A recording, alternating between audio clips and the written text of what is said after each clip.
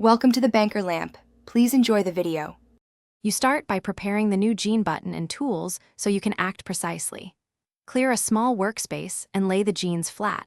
Align the whole location with the original or measure 1/2 inch from the waistband edge and mark it.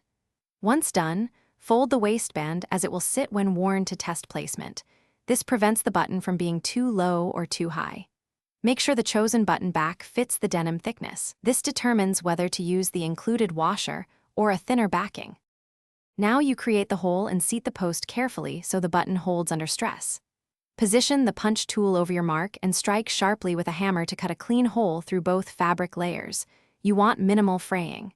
Insert the post from the back through the hole and keep it straight with pliers, because a crooked post weakens the hold. Then place the cap on the front, set the jeans over the anvil, and prepare the setter to crimp the cap to the post evenly.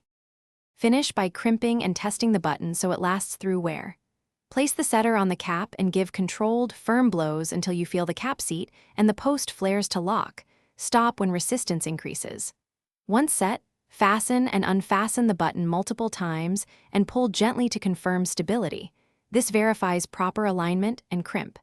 If the button feels loose or the fabric shows stress, remove and reset using a thicker washer or a larger back to increase grip and prevent tearing. Thanks for watching. If this was helpful, leave a like and consider subscribing. See you next time.